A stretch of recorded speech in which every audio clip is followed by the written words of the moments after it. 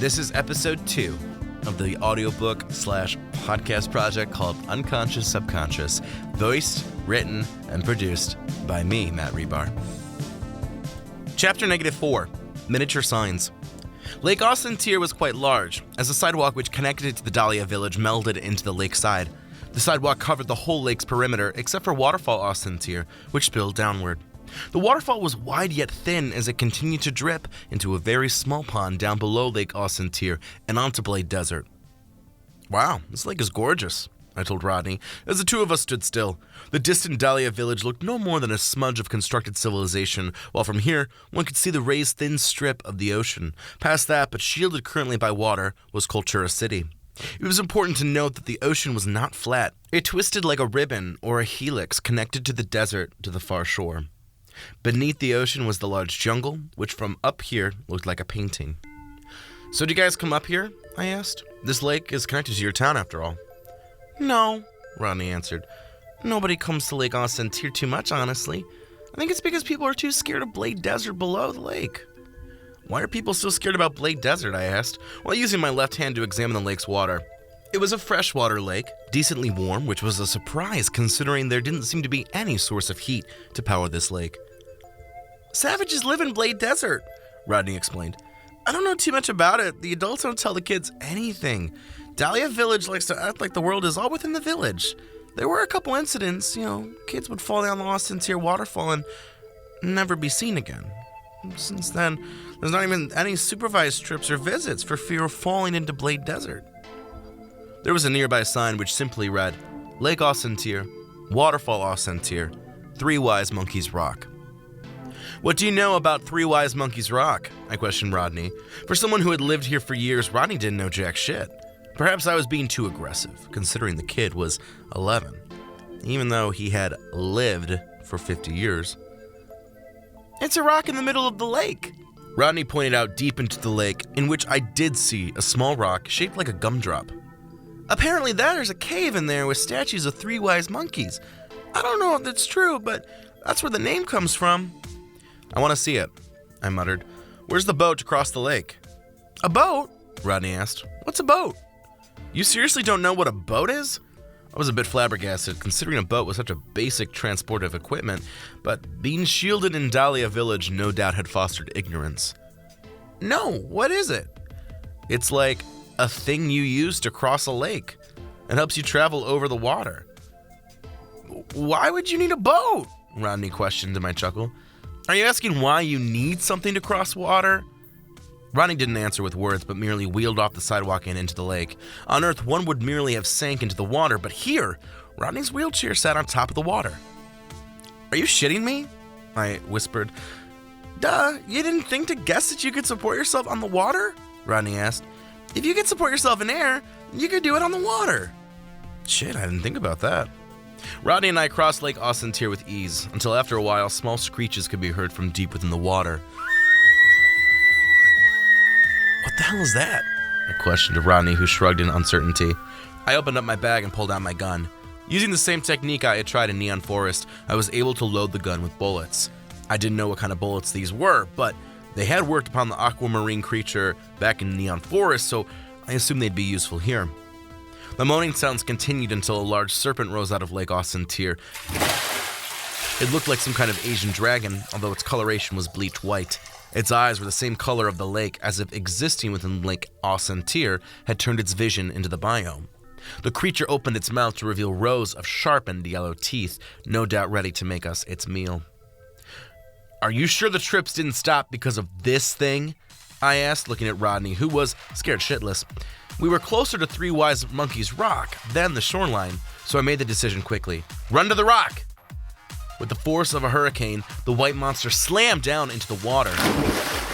Thankfully, Rodney had already began wheeling forwards while I had backed up instinctively. The serpent vanished under the water again, but I knew the bastard would be back.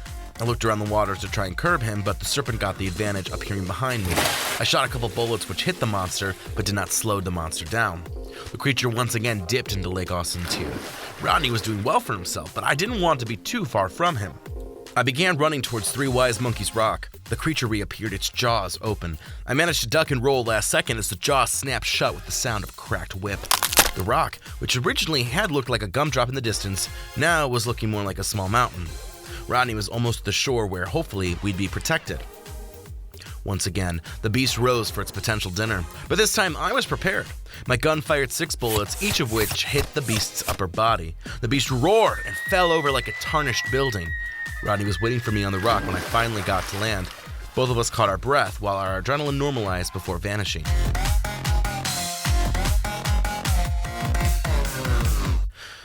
"Fuck was that?"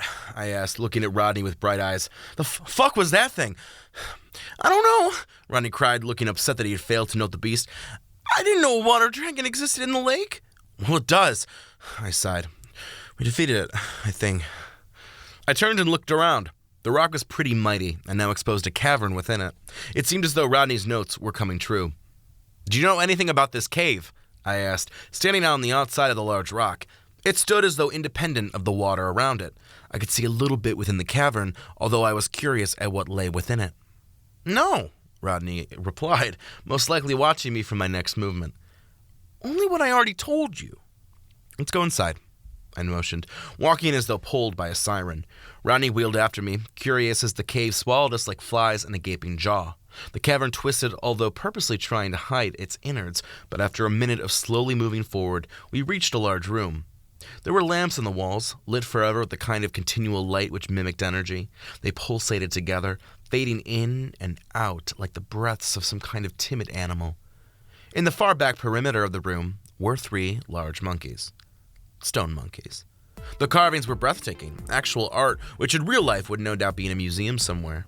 But I had to remember that none of this was tangible, even though it truly felt like my feet were on cavern floor and my hands were scuffed with stone residue from traveling the tunnel. The 3 wise monkeys were Japanese macaques. The first wise monkey covered his ears as if shielding his auditory senses from a loud rock concert. The middle covered his mouth, his body pressed inwards as though to hide away from the conversation. The third monkey had a sneer upon his lips while his hands covered his vision. There were many different interpretations of the monkeys. We of Western culture would most likely find it to be a lack of responsibility, blind ignorance, blind eye, trapped within a bubble. But in the Buddhist and original manuscripts, the wise monkeys represented goodness, to separate one's humanity from evil thoughts.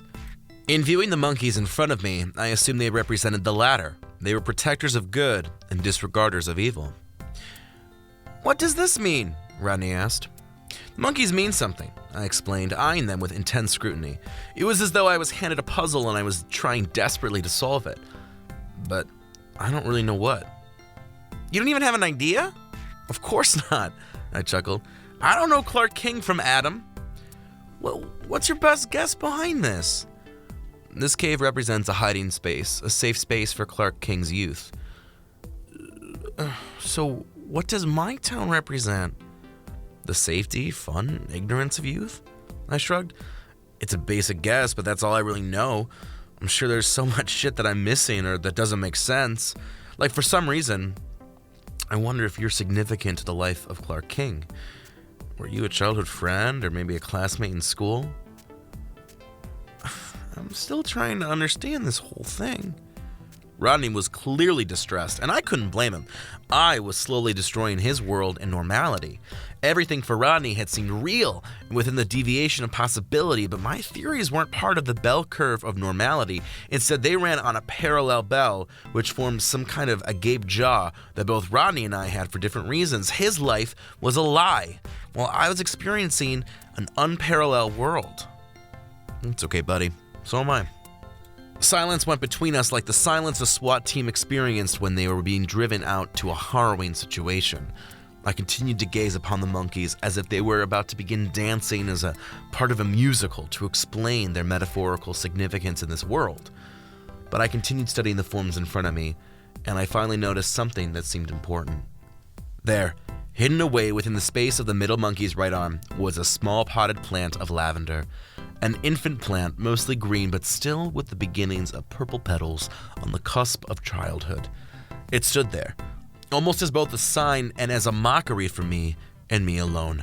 Its placement suggested that his subconsciousness knew about me, or maybe even that Clark King knew I was investigating his subconscious. Did he purposely plant this here for me, or did his mind Maybe Clark King didn't know that the lavender plant played such an important role to him, or maybe he did. "Ready?" I asked Rodney, who nodded. He began to wheel out of the cavern while I followed at a small degree behind. The lavender I was looking for would not be a lavender plant. That I knew very much. I did not mention the plant to Rodney, considering the plant was ordinary and nothing more than a clue. I was expecting to see some lavender, but I wondered the significance of the small plant tucked away behind the middle monkey. It was as though the monkeys protected the lavender, or that the lavender was a symbol for good. An ordinary man would have missed its small presence among the signs of ignoring evil, but for me, I sensed that lavender before turning around and walking out of the cavern and back to the lake. Chapter -5. Who is the savage? Rodney and I left Three Wise Monkeys Rock and began walking out to Lake Ossentier. "So there's only one place to go," I shrugged. "Blade Desert." "Oh shit," Rodney whispered.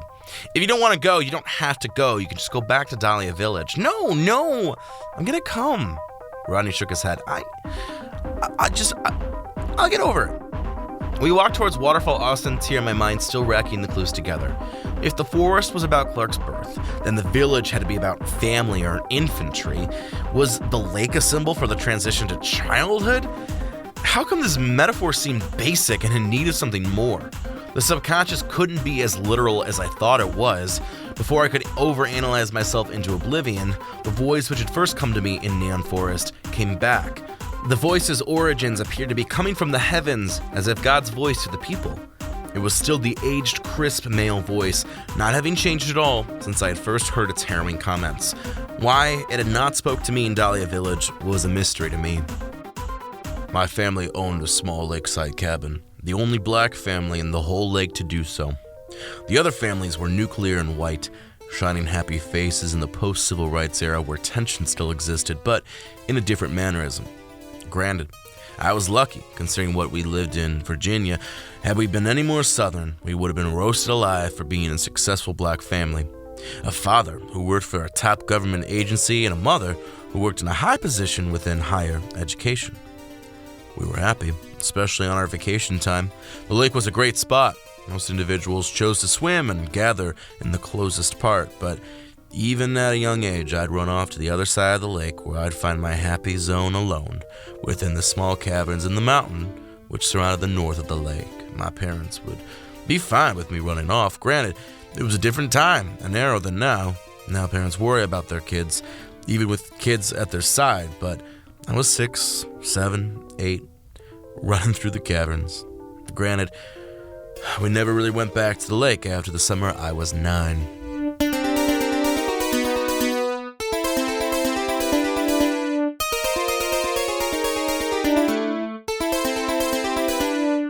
The voice trailed off as we got closer to the waterfall. I looked over at Rodney and realized he had not heard the voice. I tried to shake off the voice's story, but for some reason, the stories continued to lay in the underbelly of my consciousness. How funny.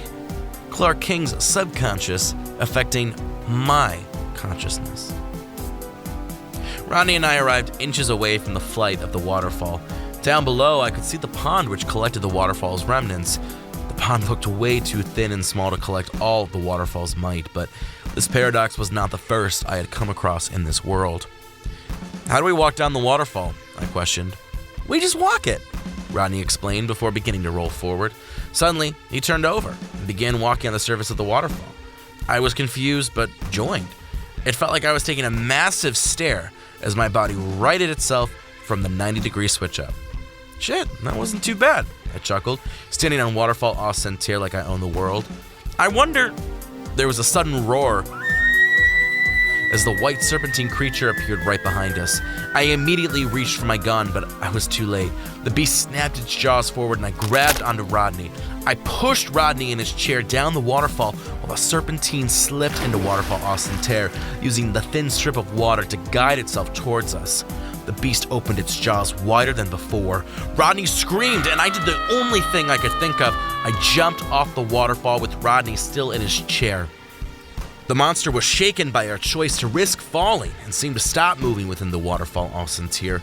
Rodney and I free flew for what seemed to be forever.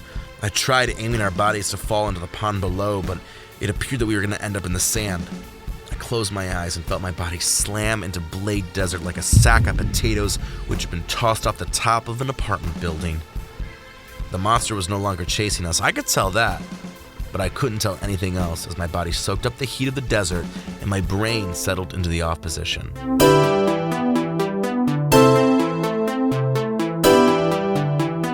I awoke soon after, feeling stiff and somewhat groggy. Rodney was still unconscious, his chair and body separated yet close by. I sat up slowly, my mind reeling to remember what had happened. I recalled the appearance of the monster and then falling without accord for anything through the sky. I sat up a little, but was in no position to stand up. I could see sand all around me, for everywhere I looked were piles of sand which created dunes. I tried finding refuge, but nothing seemed available. In the near distance, I could see the helix of the ocean and wondered if I could get us there quickly. I didn't know what savages would be around. With breath finally leaking into my body, I did manage to finally stand. As I did, I looked over at the small pond which the waterfall poured into. The pond was empty of life and rather still as the waterfall melded quietly and perfectly into it. Now that I was closer to the waterfall, I couldn't tell where the waterfall originated from or emptied. Instead, it seemed to almost be a continuation of a lake and less of a waterfall. By the edge of the pond was a little wooden sign, although there was a lot on this sign. Sippin' hole. Connection to Lake Ausentir. The savages can't read, and they don't know that we know they hate water. I was confused by what the sign implied in the second part of the message, but I quickly remembered the advice regarding the savages of Blade Desert. The second sign, which was a little away from the pond but close to the first sign, was just as interesting. Blade Desert, home to the savages and their living spaces. Be wary crossing this land. Safe passage is rarely guaranteed, but you should be fine if crossing to the sipping hole from Phosphorate Sea. They hate getting anywhere near to the water, although they are aware that people inhabit this part of the desert. I was able to deduct that the large ocean to the west of where I was at, or seemingly west, was called Phosphorite Sea.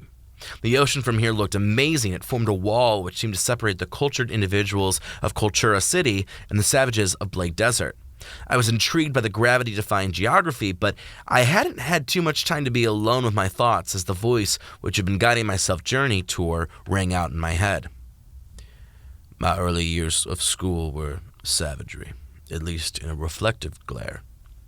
During the time I was a child, I did not care too much about what was happening around me, but now, as an adult, I can see what my early education and existence was: a zoo. Animals as children who were being raised to contain some kind of discipline, teachers herding the sheep in an effort to raise them for slaughter. We bought the process and tried our best to go along with it, but granted, education was different in those days, but kids are always the same. Small monsters we have to turn into humans. I moved back towards Rodney while reflecting on that statement from Clark King, and I stirred Rodney awake. "What the fuck?" Rodney whispered. "That shit was intense." "Right?" I added. "But we're safe." "No, we're not," Rodney muttered. "We won't be safe until we get out of here." "The Phosphorate Sea is right over there." I pointed to the glass-like surface of the nearby ocean. "It's not a far walk." But I paused, my comment fading out while the nearby sound of cars began fading in. I was confused where the sounds were coming from, but the collective roars of engines were making their way towards the sipping hole. "No," Rodney moaned as I tried to get him off the ground. Rodney wasn't even trying to help lift himself into his own chair. "What?" I asked. "Is that the savages?" "They're coming." "What do we do?" I questioned. "Can we make it to the sea?" "No, they're coming, Sydney, they're coming." Indeed, as if called by Rodney himself, a visual arrived with the impending audio. The engines belonged to RVs and Jeeps, all stripped bare of details and left as vehicle skeletons. It was a surprise that these machines could even move. On top of the RVs were men and women, all with bronze skin tanned from the desert and sparkling eyes the color of gold and blood. They all hooted with excitement, all dressed simply with black leather, which hid only small amounts of dignity.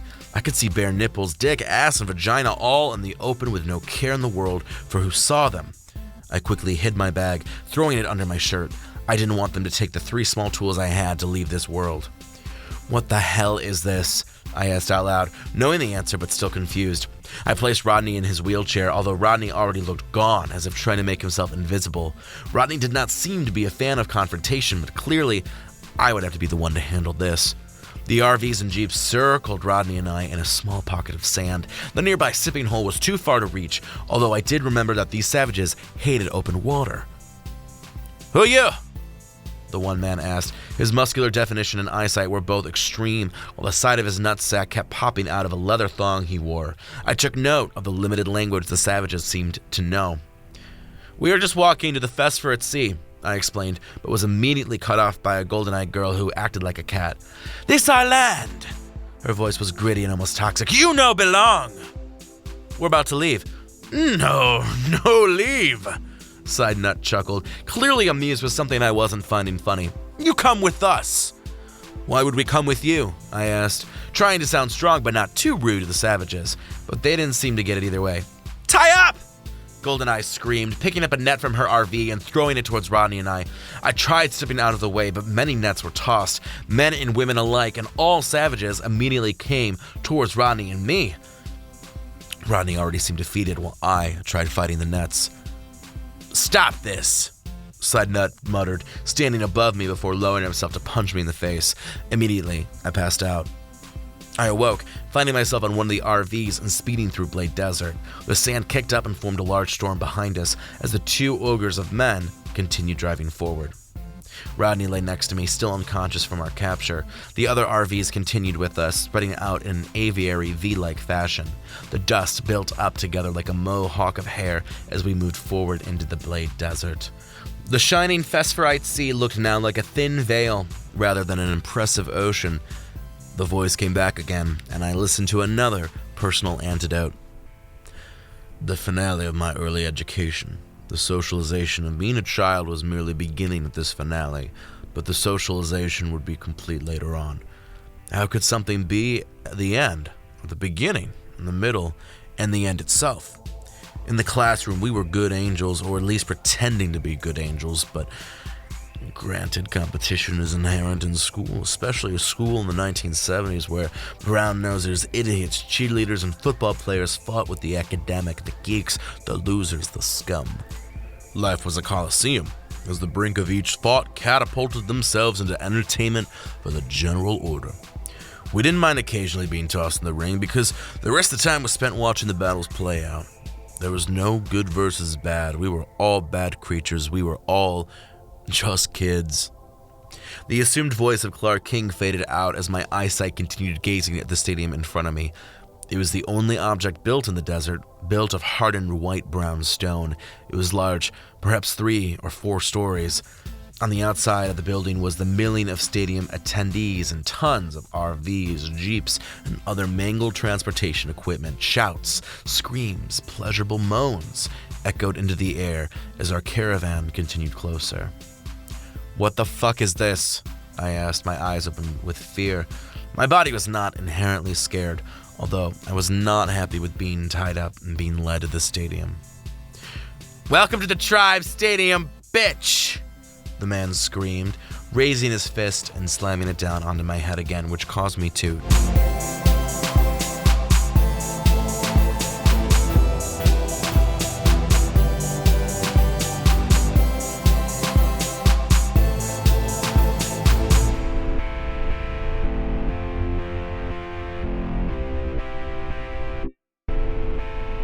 Chapter -6.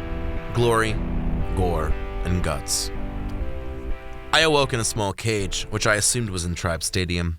Both the words for this location seemed advanced for the savages, although I suppose their vocabulary had a few exceptions. The cage I was in was interesting, for it had dual doors. The first door connected to some kind of hallway which ran around the basin of the stadium. The second door led out to the arena. I turned to find a match already occurring on the field.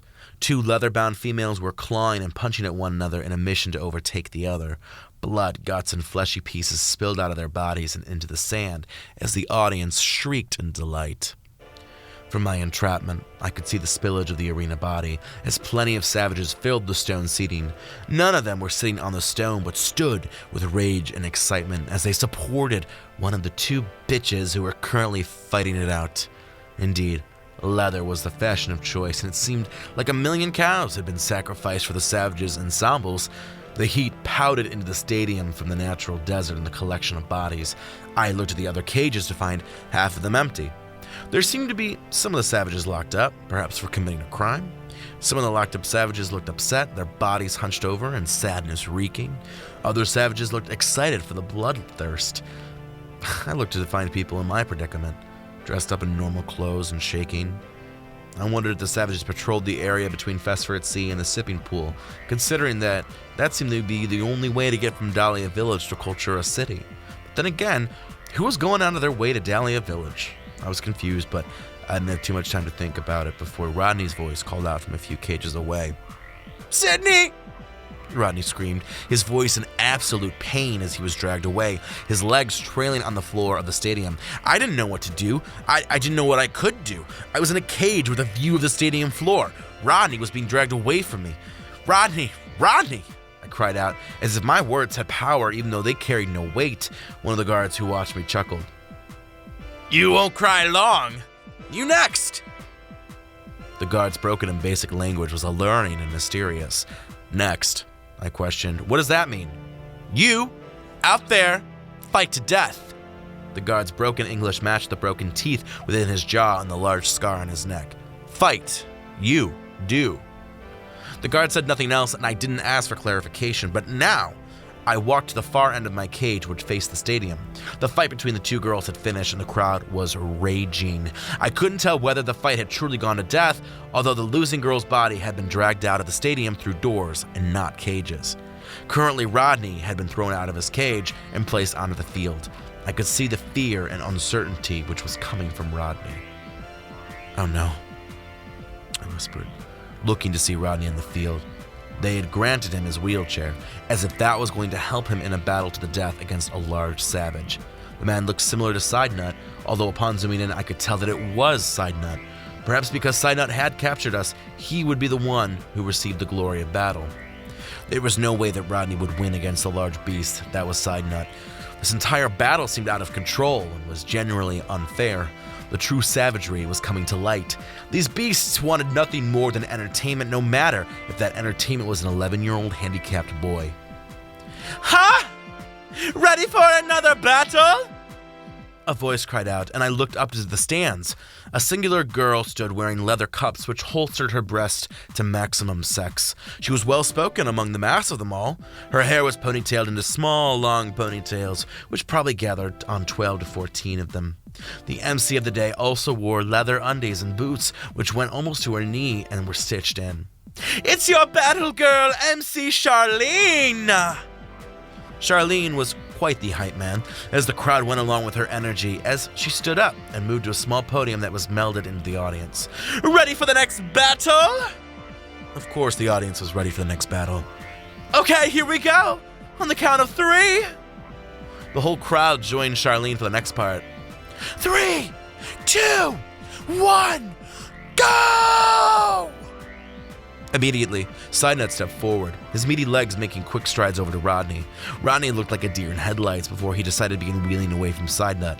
The crowd laughed immensely, as for a long period of time, Sidenut ran after Rodney, who did circles and figure eights around the sand floor of the stadium. For a minute, it seemed like Rodney had some slim chance of survival, but finally, Sidenut seemed to evolve into smarter decisions and cut off Rodney and grabbed the wheelchair and Rodney who was in it and flung them across the arena. The crowd went nuts at that part of the show as the limp, helpless Rodney finally was overcome by Sidenut, who moved forward. Sidenut flipped into the air and slammed his feet down onto Rodney's chest. Rodney screamed as the crunch of bones and the squish of flesh and organs seemed to echo around the arena. The crowd's wildness escalated while Charlene continued her screams. "The kid is on the floor!" Charlene cooed. "Can he take the next attack?" Charlene was the most popular girl in grade school. She was a manipulative and smart bitch. Nobody crossed her, and never did she get to play in the arena herself. The voice of Clark King had been quick this time, as I eyed Charlene again. This was only the second time that Clark King had explained the significance of an individual. It made me very certain that there was significance in everyone I had come across in the subconscious land, but I didn't have time to think much as Sidenut punched Rodney twice in the face. By this time, Rodney was unconscious, and I believed Rodney to be dead as well. The crowd cheered as Sidenut stood up, roaring and cheering for his victory. "What a beautiful win for Henry!" Charlene shouted to the crowd. "Another victory for one of our stadium favorites!" Two of the savages collected Rodney's corpse and took it through the doors. I didn't know what to say, and I was actually surprised to be feeling something. Normally, I wouldn't contain emotions, but I was feeling something. I knew what I was feeling was not from experience, but from witnessing sadness in the world around me. I didn't like this emotion. I preferred the numb attitude to the world around me. Rodney, a kid I had known for a split hair of time, was dead because of my need to find Clark King in Lavender. I couldn't fully believe I had used Rodney, but I didn't feel like I had protected him either. There would be no time given to mourn as I gracefully exited my open cage and onto the field. Goldeneye, the nickname dubbed for the girl who had captured Rodney and I, was going to be my opponent. Goldeneye viewed me like some piece of cake. She clearly was unaware that I was a trained federal agent. For some reason, the savages hadn't strip-searched me to find the gun that was on my backside in the bag of goodies. They were truly dumb as hell. "Let's jump into another juicy battle, folks!" From the stadium floor, Charlene's voice seemed to be coming from the corners of the stadium, transcending down to Goldeneye and I. The crowd continued down from 3 again, and suddenly the two of us were fist-fighting. Goldeneye was good, but I was better. She'd go in for a jab, and I dodged her attack and slam her in the face. My anger was building due to Rodney, an emotion I had rarely experienced, an emotion I had never experienced in such a dosage. Again and again, I pounded into Goldeneye. The crowd was not exactly thrilled that I was beating one of their own, but Charlene made them remember that they were here for the sake of entertainment. With Goldeneye on the border of defeat, I grabbed her head in a chokehold. "Bitch, you should have let us go," I whispered, the true bloodthirst making its way to the top of my existence. I knew it would have come out sometime in this subconscious, but I had not expected it to come out so early. Rodney's death had struck a chord which had never been struck before. I continued to choke her with my right hand as I used my left to open my bag. My arm flexibility was too good as I pulled out the gun. Goldeneye's corner cusp of vision saw the weapon and looked rather confused. If you had let us walk away, we wouldn't be here. With a bullet I imagined in place, I pushed Goldeneye forward before shooting her in the back of the head. Goldeneye's corpse fell out of my hands and onto the floor. The bullet had rang out into the audience, similar to how Charlene's voice had filled the audience. The stacks of standing savages were silent and unmoving as the doors opened to reveal unarmed savages who all made their way towards me. I turned to their direction with my gun. I knew I didn't have endless bullets, but I should have enough. For the technologically behind savages, my gun would most likely deter them from trying anything too bold. I aimed my gun and began firing, all in the name of Rodney's corpse and my own flee. 8 savages fell over. My aim was perfect as usual. I ran towards the open doors as the stadium erupted into chaos. Some of the individuals were flipping out, while other savages were absolutely scared of my weapon and I. All of them were shocked. Nothing like what I had done seemed to have ever happened in the history of Tribe Stadium. I didn't know exactly how I was going to escape the basement of the stadium, although I was careful. The guards in the basement were all trying to take me down, but one by one, I managed to defeat them. I tried looking for Rodney, but I couldn't find him anywhere. He had to be dead, but there was a part of me which wondered if he had lived. Judging from the blows from Sidenut, I assumed he had not lived to tell the story. I managed to exit the stadium, which was still roaring around me. There weren't too many lingering individuals, so I grabbed the nearest RV and was relieved to find that it didn't need a key to start. I began the engine before blasting off in the direction of Phosphorite Sea. If I could make it to the ocean, then I would be free. The savages didn't like the open water, so I drove the RV through the sand crests and piles and continued moving forward. Behind me, eventually came the cries and engines of savages following me. I turned around for a brief second to find Sidenut, who was painfully screaming. I wondered if he and Goldeneye had some kind of arrangement or relationship. Although I wasn't going to feel sorry because I had killed the bitch. If I had the opportunity, I'd kill Sidenut too, but I'd rather live than take his life, even though the revenge was strong within me. Finally, the RVs and jeeps of the savages were close. They tossed items and nets in order to slow me down and stop me, but nothing seemed rather effective. I continued driving, wondering how I was going to make it into the ocean before they captured me. But adrenaline was with me as my foot slammed down on the metal in an effort to drive at maximum speeds. The stadium was far gone, as the ocean now appeared in the near distance. The night was once again during dark shades of purple to indicate some kind of nighttime which was approaching. The sheet of glass turned into a series of water where finally waves became visible. I stopped the car, pulled out my gun, and shot Sidnut in the head. I suppose I would have time for revenge after all. Without looking back, I jumped into the sea, my body shifting once again, akin to the transition between Lake Aussentir and Waterfall Aussentir. This time, I ran across the ocean as it slowly curved vertically upwards. My abandoned AV became a parking lot as the rest of the savages clustered next to it. All of them had tried to use their traps and threats to try and regain me, but I was far gone into the drifting sea. This time, I was alone, and I continued my adventure into Clark King's subconscious.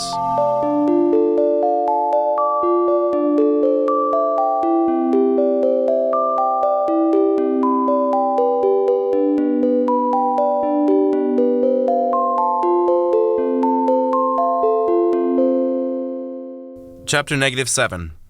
Water always calmed me. I had been running for so long that I had finally stopped and allowed myself to drift into the sea. The water built upwards before twisting into the sky. My body could feel the twists and turns, but I was not controlling the movements, and neither was I feeling ill because of them. For some odd reason, I felt like a fetus in its protective yolk. The salt water was picking at my wounds and skin, but after a while, the pain calmed down. Finally, Clark King's voice appeared like some kind of god among the purple-black 360-degree sky. How did I survive the savage life of children? Well, my childhood was different from contemporary kids. In the 70s, young kids could walk home from school and spend hours unsupervised and unwatched. It was the norm, after all. School was my captive, my desert. The students were fake animals, but out in the wild, they were more likely to show their true colors. But that freedom and lack of facade was what I desired and what I needed. That freedom was like a wash of water. Clark King vanished again, this time leaving me pissed. Why don't you just give me some real fucking answers? I barked, knowing full well Clark King's voice would only come to me to explain the small generality of a place. I looked around at the twisting ocean, which was like bended plastic. Was I supposed to believe that this place was merely about the freedom of being away from school? It seemed so fucking stupid. Between this and the death of Rodney, what was the point? Because I couldn't find it. Interestingly enough, I had always liked water. I found myself attracted to nature, most likely because it wasn't human nor was an animal, and I distanced myself from living things. I found them convoluted. Granted, animals were not as manipulative as humans, but they were only removed from us by a few genes, speech, and reason. Floating in the thin strip of water was calming. In fact, the ocean's depth was only 6 feet. I could stand in the entire depth, but floating on my backside was more enjoyable. As my own boat and captain, lapping against the calm might of the phosphorescent sea. It was so peaceful that I could not help but remember how the school bus hit every crack and hole within the road as we dived through the countryside. Most of the schools in the area would take field trips with their youth in an effort to socialize them. Here's the firehouse, they put out fires. Here's town hall, they help people. Here's the park, isn't it fun? I suppose there were good intentions, but I don't believe in the civic engagement had an effect on anyone. My classmates would become drug dealers, strippers, single parents, and future wedded loves on their way to divorce. Granted, it was hard to see that in the faces of 5- and 6-year-olds. You just want to see potential in the face of a child. The potential of which you could coddle like some kind of child who needs adoration, but adoration was misplaced in the fucked suburban neighborhood I was accustomed to. Okay, everybody, Miss William cried out as the kids silenced themselves with the aid from a few additional chaperones. So today we came out to the countryside to see Mr. Hitty's farm. Before we get there, I want to go over a few rules. Miss Wilhelm's rules were typical bullshit a teacher was obligated to say, although they knew the students probably would not obligate themselves to. Respect, hands to ourselves, listening, being safe, all things that kids knew adults wanted. But these were things that kids despised. Kids desired to be real and considered these fantasies the twists and turns of adult desire. It seemed weird that adults would place these lies into the fabrication of society, although none of the students realized the errors of adults. Adults who didn't respect each other. Adults who didn't keep their hands to themselves. Adults who didn't listen, who weren't safe. Adults were the biggest hypocrites. But we were just 6, and we didn't know a term existed like that. I will say, Miss Wilhelm was one of the few teachers I actually had who did try when it came to me. Most of my teachers didn't care about my normal silence and outward disdain. There were a few who hated me for it, but I always knew that they hated how easy I made uncaring seem. In college, professors didn't care enough to see if you care, but Miss Wilhelm was one of those teachers, the kind that try and implant growth for every seed in their crop. Even with the bleak harvest, she'd always try and find something. I suppose my academic excellence status was enough for her. I was shocked years later to find that Miss Wilhelm had been going through cancer remissions with only the aid of her girlfriend. With the rules stated, we arrived at Mr. Hitty's farm soon enough. Being a farmer wouldn't be a terrible job for the future man I was going to become. I could kill livestock, do some hard work and toil so much I'd be exhausted and wouldn't have time to get in trouble. I wasn't aware yet of a job like the one I'd have as a big boy. Killing for the government was not an option to me at the time. "This farm sucks," Jeremiah muttered, looking around and shaking his head with disdain. "Why are we here?" For 6 years old, some of us were already very comfortable. "I want to go home," I admitted. "I just don't really care." "Yeah, same." Jeremiah would be one of the few figures that I could recall having some kind of impact on my early formation. He and I were like the same shade of our mental processes, the difference being that while I was unable to foster emotion and could care less about the world around me, Jeremiah wanted power. Jeremiah would get power in the form of a police officer, although he would go overboard by bolstering his own drug ring to gain money, and I suppose some kind of power high. Last I heard he was dead, or maybe arrested. I couldn't remember, mainly because I don't care. Although at the time, being 6 and all, Jeremiah would have been my go-to guy. None of the other guys or girls understood our needs. You wouldn't hear any classmates talk about control or a lack of care. These youths seemed to care about everything, a fact which annoyed me slightly. I suppose you could say that I could feel the emotions of uncaring and anger. "How are you doing, Sydney?" Miss Wilhelm asked moments later as Jeremiah and I stayed close to the pack but otherwise at a distance. It was evident we were not having a good time, and so Miss Wilhelm did the thing that she does best, become your friend. "I'm okay." "That's all?" I nodded my head. Miss Wilhelm, currently fighting cancer, mind you, grabbed my hand. Mr. Heedy had been demonstrating how to milk a cow or something. My classmates loved it. Even little James, who'd go on to be a pickpocket, and Sarah, who'd go on to work at the local strip club. If you didn't get out of this town, you were more likely going to turn wicked here. Miss Wilhelm walked me over to a small pen filled with sheep and goats. I didn't know the two animal species could live together, but I suppose animals were animals at the end of the day. A few lone chickens strode through the pen as well. One particularly came close by. "Oh, look at the chicken," Miss Wilhelm smiled. I stared at the animal and felt nothing.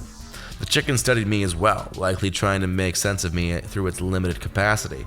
At the young age of 6, I wanted to believe that something would trigger inside me. I wanted to be normal. I desired it as though I was a crack addict trying to sift through the powder on the kitchen table. Being so empty at such a young age, being so lifeless at the time of life was stunning to me. So I turned to Miss Wilhelm and smiled. To which she smiled back. I made her happy, even though I would never feel happiness myself. I awoke, the vivid memory fading away in my mind. I did not want to experience such thoughts, but I suppose I couldn't control the finer details of my working mind. But now, I could see Cultura City, while Blade Desert became no more than a mirage behind me. Cultura City was huge. Its entirety was a concrete jungle on top of a rock. I could see speeding cars, buses, trains, and trucks which whittled through the labyrinth of the civilization created.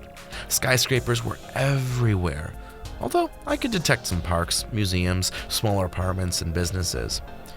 in the distance, to the left-hand side of the city, were 3 rocks coated with flickering builds. It was interesting to me how such a capital-like development lived so close to the savages of Blade Desert.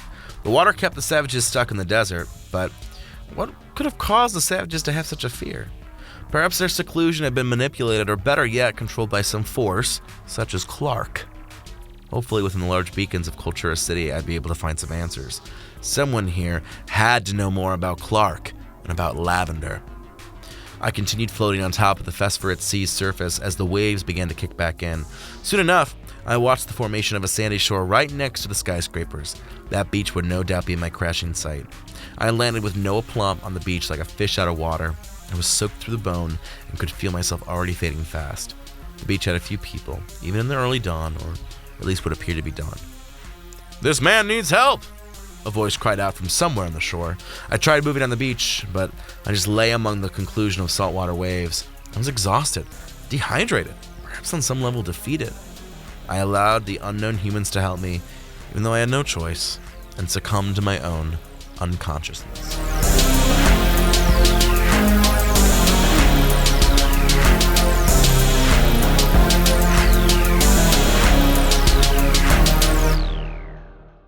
Chapter -8, The Haven of Subconsciousness.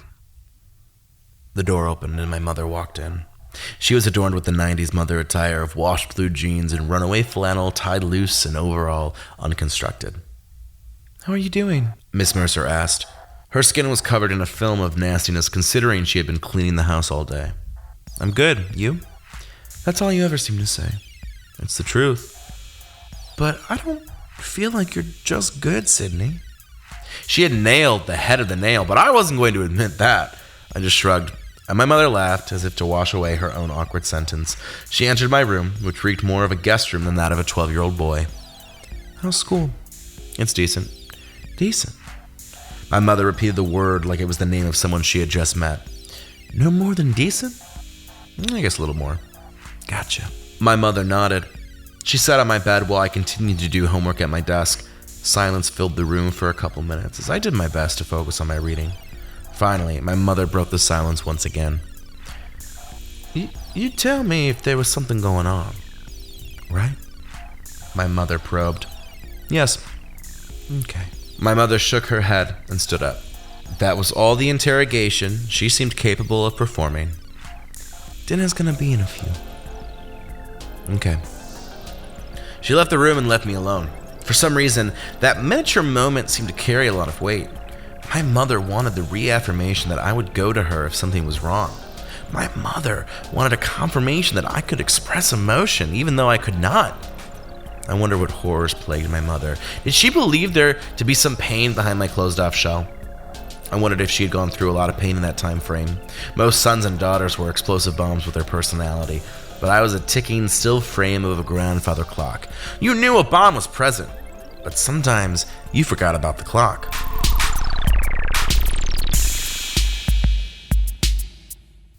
I awoke in a comfortable bed in a beautiful pale blue walled room.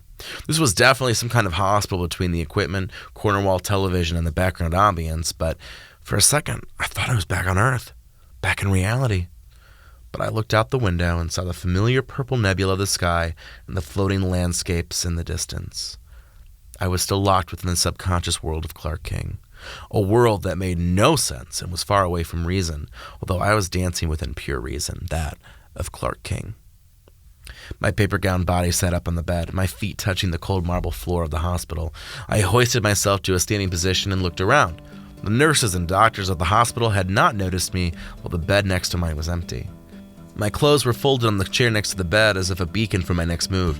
I took the clothes to the small bathroom next to the chair. I turned on the bathroom light and examined my face. I looked a little more hollow than I expected. My hair was still pressed down. I wondered how long had I been unconscious, although according to the current progression of the purple blobbed atmosphere, we were pushing evening. I changed into my clothes and then found myself in need of using the restroom. I exited the bathroom and ran right into what appeared to be a nurse in purple scrubs. "Why, hello, mister," the nurse chuckled. "You already changed out of your gown as well?" "It's like you're trying to fool people that you've been discharged." "I'll be fine," I murmured. "I just had a dizzy spell, that's all." "You're right, that's pretty much what happened," the nurse explained. but I do have to make sure that you're okay leaving this hospital. Trust me, I will be. Well, let me check so I do my job and don't get fired. You're moving quickly, so I assume you're all right. Fine. I sighed, and she flashed a light in my eyes before checking a series of other checkmark medical shit. Interestingly enough, this poor nurse had no true information or ability on my body. This was not my real body, but just a vessel for this mission. So where are you from? Not the city. So where? She chuckled. They said you washed up on the shore. I'm assuming you had a run-in with the savages. I did. What's their deal? Their deal is that they're subhuman. If we didn't have that long ocean between us, I'm sure we'd be at war with them. You'd be surprised how many people we see here because of injuries from battles and moments with the savages. The Blade Desert peoples live for bloody entertainment. They'd kill a kid if that meant they were entertained for the night. What a culture. Yeah, I mean, in comparison with Cultura City especially. I've never been here before. Tell me about it. Well, right now you're at the beachside hospital, St. Marie's, the nurse added. You washed up pretty near here, actually. They just brought you over. But Cultura City is the biggest city in the whole world. In fact, you won't find another city like this anywhere else. The skyscrapers, the large hold, the millions of people, the freedom, the lack of judgment, well, it's perfect. I've heard of towns and villages which run more like cults. Are you from a town like that? I'm from Dahlia Village, I lied. Oh, I've actually heard really good things about Dahlia Village, the nurse smiled. They say it's really quaint. Absolutely. So what were you doing in Blade Desert? I'm on a mission of sorts. A mission? Do tell. I'm investigating Clark for research. Clark is a story! The nurse chuckled. He doesn't exist.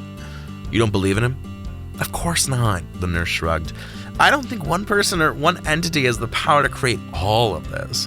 Gignosco is so much more than just one identity. How do you reckon? I asked, with no intention of breaking her belief. Because then what's the point of life if it's all being dictated by a common source, the nurse suggested. If one thing controls it all, then what kind of control do you get? I suppose we have to create some kind of control, but even then, that's just limited. When you're being ruled by a higher being. Cough for me, will ya? I coughed a few times as the nurse checked off one more thing on her documents. So you'd argue that I'm on a wild goose chase? No, I'm not that mean. But you'd never go on this mission of investigating Clark? No, I don't think I would. Well, that makes me feel secure. Don't do things for me or for anyone else, the nurse explained. Do things for you. Who knows, maybe you're right. I probably was right considering I was in the mind of Clark King. Well, thanks for making sure I didn't get fired, the nurse added with a smile. If you're ever injured and in Cultura City, ask for Nurse Megan. I'm the only Nurse Megan on staff. Nurse Megan had discharged me and had left the room, while the voice of Clark King returned once again. Megan was always the healer of the friend group. Fuck you, Clark King, for making everything have fucking meaning. I left St. Marie's, trying not to appear disheveled in the dying light of the sky, although the city was already glowing. The skyscrapers and large buildings were impressive. It reminded me of the skyscrapers you'd find in the large cities of the world. I'd visited enough cities to have a good memory of the way skyscrapers looked. What was interesting about Cultura City was that it was filled with beautiful greenery and parks. Casual trees from a large meridian stood between streets where any excuse for green space occurred. I had a few of the colorful stones in my pocket, which counted as currency. So I decided to go for a drink on a bar on Park Avenue. Park Avenue seemed to be a hotspot for everything. The street was large, filled with bars, shops, businesses, lofts. Strings of lights danced with the branches in the wind as wine stems and beer pints clinked off of one another over the crescendo of laughter. The smell of fine food lingered in the air as I continued down the street. Clearly, Park Avenue was a gigamyth of culture, as piles upon piles of people showed up from every corner of the town. From looking at some of the city's maps, Park Avenue was quite literally the center of town. After school, I could spend hours upon hours lingering in the streets of my town. My father entrusted me at a young age to get home safely. He gave me my own key. Back then, the world seemed to be a safer place. If it wasn't safe, it appeared as such. I'd walk through the back roads, head to playgrounds with childhood friends, walk into town even. I'd be home before 6 because that's when Dad would get home. And when he got home, we'd have dinner together. I remember a lot of nature in my town. something which, sadly, not every kid gets to experience today. Clark's voice trailed out, and I found myself curious to a bar called Shale. While every other place seemed almost maxed out with inhabitants, Shale seemed more demure. It was quieter, with less people, less lighting, and less of a facade. Shale was the epitome of what I needed. Nighttime fell in the background as I had my first couple drinks. I found out that the different colored rocks held different currency. Apparently, golden and blue rocks were large currencies, so I didn't have to worry about running out of money for a while, it seemed. I sat at the bar with both stools next to me, empty. But to the right of the empty chair to my right was a lone man. He looked somewhat unkempt with a bushy hair and beard that was deep forest brown and came off his body like a mane. His face and body was thin, but he wore a bulking series of coats and pants which seemed to act like protection. For the first 2 hours, neither of us spoke. I watched a baseball game on the television between the Southside Smokies and the Tyrese Tigers. I wondered where those teams were based out of. "You're not from here, are you?" The unkempt man chuckled. "Who, me?" I asked, turning to face him as he did the same. "I can tell. You're watching that game way too close to call. Only a tourist or someone outside the city acts like that." "You're good with studying people, aren't you?" "There's not much to do in my book." "And why's that?" "Well, I'm a homeless, unemployed man living in a big city. Some of the only things I have are the interactions with other people." "So there's nothing else for you to do?" "Nothing else I'd rather be doing, bub." The man threw back his drink in an impressive mannerism.